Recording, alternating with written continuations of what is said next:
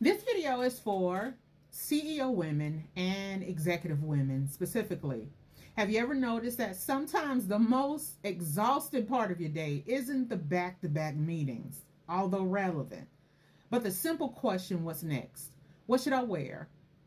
Should I go on that date? Do I have energy for one more conversation? So let me ask you, how many of you have felt completely drained, not because of one big thing, but because of dozens of small ones piling up? Drop me a yes in the comment if that's you. Now, that's right, there is something called decision fatigue. We've all heard of decision fatigue. It's the mental exhaustion we feel after making too many choices. Now, for high achieving women like you, especially leaders and CEOs, this is huge. Studies show the average person makes about 35,000 decisions every single day, from the teeniest ones like what to wear to massive ones like who to hire or how to negotiate this deal. And every single decision drains a little bit of your brain's energy bank. No wonder so many women feel tapped out before the day is even over and have nothing to give their family, their friends, after they clock out. Now, here's where it gets a little tricky or sneaky. Decision fatigue doesn't just happen in work, it shows up in your personal life too. Like in dating, for an example. Every interaction is either giving you energy or taking it away. When you're already carrying the weight of leadership. Even something as small as, do I want to go to dinner tonight? I laugh because that is so real. Do I have energy to go to dinner tonight after having to deal with so many responsibilities at work?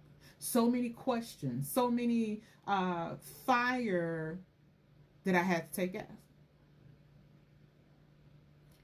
Can feel overwhelming. That's not because you're weak. It's because your brain has been overdrafting all day. Here's one simple but powerful way to protect your energy. Reduce decisions around your wardrobe. I know it sounds small, but think about it. Every morning you stand in front of your closet asking, what should I wear? That question alone is stealing from your energy bank before the workday even starts. Consider the million and billionaires that you see on a regular basis that have the same type of attire on.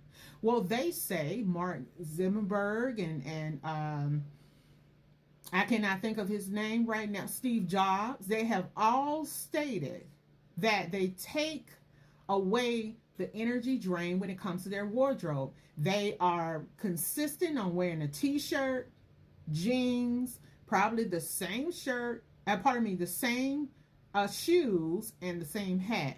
I get it, and I get it once more. Because although it is a very small task, it can drain your energy. So instead, build a goal to line up 5 to 7 outfits you already love that makes you feel powerful and comfortable. Rotate them. Suddenly, you've removed one decision from your morning and save that energy for where it really matters. I know you may say, I'm a fashionista. I cannot wear the same outfits, or I cannot be seen with the same outfit on. That's fair. I'm that type of person too. But I'll tell you what, once I suffered from burnout for 7.5 years, I became the opposite of who I was and started wearing what I would not wear on a consistent basis, which is jeans, t-shirt, and a hat. When I finally came to myself, I realized this was not me. So I'm not knocking jeans, t-shirts, or hats. I'm simply saying find ways to free up that energy in the morning time so you can keep it in your bank. Now, when you protect your energy this way, you're not just reducing stress, you're reclaiming your focus and presence. You start showing up to your board meetings and your date with the confidence of someone who's in control, not someone who's on the edge of burnout. So tell me, Where do you feel decision fatigue the most? Leave it in the comments. Is it at work with endless emails and meetings, or is it at home trying to juggle relationships and responsibilities? I love to hear in the comments. The second tip that I want to tell you is something I call an energy audit. After every interaction, whether it's a coffee meeting, a networking event, or even a date, you got to ask yourself, girl, did this fuel me or drain me? I want you to write it down. You can even audit your current day, your current 24 hours. And by the way, I'm so excited to announce that I got something big coming that's going to help you to be decisive and understand how to manage your day more proficiently. But more about that later. Now, over time, you'll start seeing patterns when you begin to write things down and audit your time. So maybe certain people always leave you uplifted, while others leave you depleted. The lesson here is start investing your time where the energy exchange is positive. Maybe have times that you dip into that positive pool to refresh you in order to be able to have energy to deal with the people who deplete you. And then create some boundaries where it is not in place. So boundaries, being able to say no, boundaries, being able to be assertive, boundaries, being able to share your expectations. That alone can cut stress in half, and that's real talk. So here's the biggest lesson that I want to share with you today in this video. Protecting your energy isn't just self-care, it's strategy. We know as professional women, we have to have strategy and we have to have systems for our workflow. And if you don't have strategies and you don't have systems, then you may have more challenges than you really need to. So every CEO, every professional woman, every executive that I've ever consulted with has mastered this. They've become sharper, they've become calmer, and more effective in every area of life. Because the truth is, stress doesn't start at work or at home. It flows across every part of your life. And that's why you have to be on the lookout for the quadrants of your life. Well, what do I mean by quadrants? I'm talking about the work, the community, the family, the fun, etc. And we'll talk about those in a future video. If you want to know more about that, let me know in the comments as well. All right?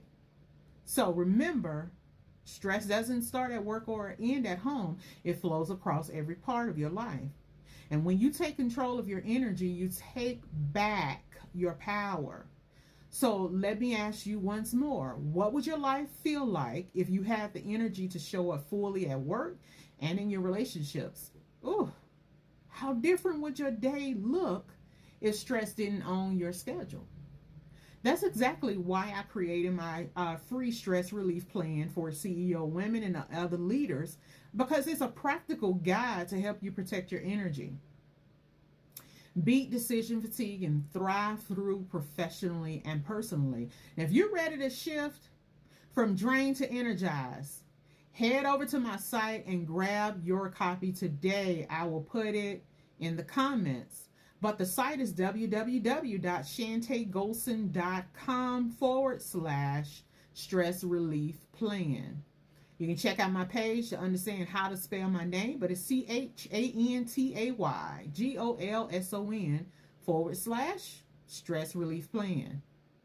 I love for you to have it because the world doesn't just need your leadership, it needs the energized, confident version of you. Let's get you there. Download it today.